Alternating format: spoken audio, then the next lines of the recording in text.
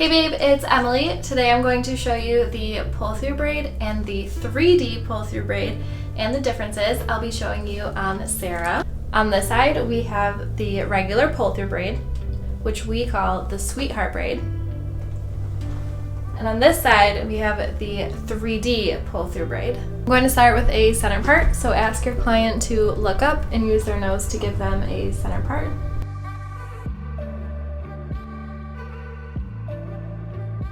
So for a pull-through braid, you're going to start with one section in the front and elastic it.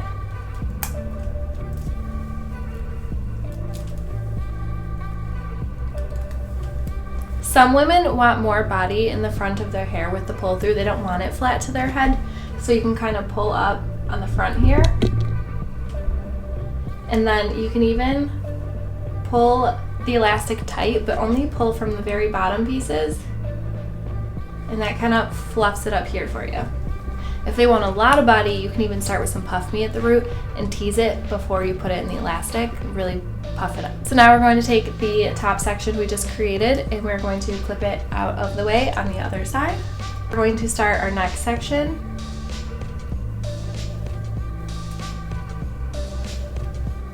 And elastic that one.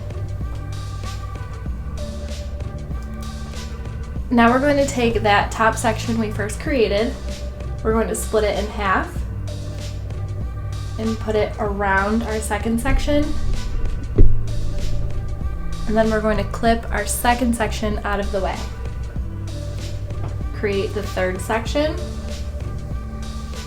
When we do our third section, the first section that we split around the second is coming into the third. So we're going to elastic that all together.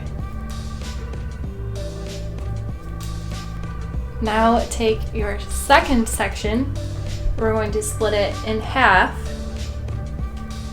and place it around our third section and then clip up the third section out of the way. So similar to a fishtail braid, this is a braid that you want to pancake as you go, or else each elastic is going to make it tighter and tighter, and then you're not going to be able to pancake without making a giant mess. So we're going to spray with a little bit of puff me before we pancake, just like a Dutch or a fishtail braid.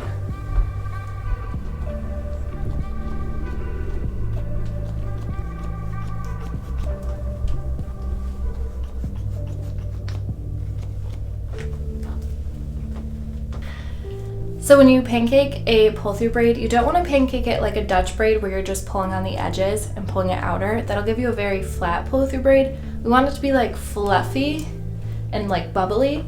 So what you're actually going to do is kind of pull up on it. See how it's like coming up now? Where if I had just pulled on the outer edge, it just goes out. We want it to come up.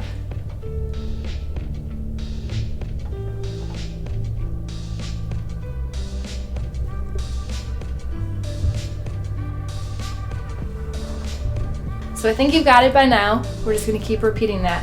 The top section always splits over the next section.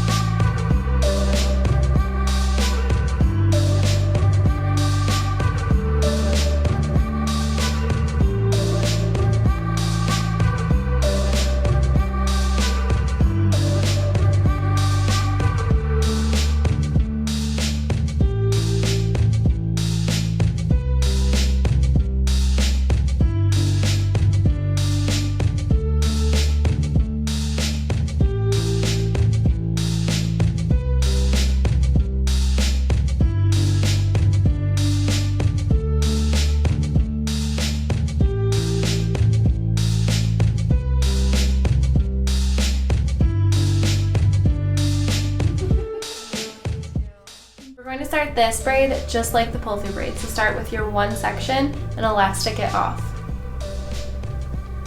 We're going to clip that section away just like the other braid, elastic the next section. So now we're going to take the top section, split it into 3 sections, The bottom section is going to split into two, and each half of the bottom is going to come up between your top three. So I have a top section and a bottom section. I'm going to drop down another top section, pick up a bottom, and then a top down. I should show that one more time. The top section, split it into three sections, and the bottom section is going to split into two, and each half of the bottom is going to come up between your top three. So I have a top section and a bottom section. I'm going to drop down another top section, take the bottom section and clip it out of the way. Now we're creating our third section. When we elastic our third section, the first section is coming into it, just like with the pull-through braid.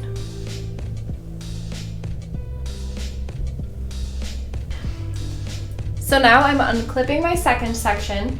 It's currently in two pieces. We need it to be in three because we always are going to split our upper section in three and then the lower section in two. So even though it's in two, split it into three. So now I have three sections. And again, the bottom one is going to split in half, and each half is going to come between my three. So I'm going to drop the first from the upper, bring half of my lower up, drop the second from my upper, bring the other half from my lower up, and then drop the third from the upper. And I'm going to clip that out of the way.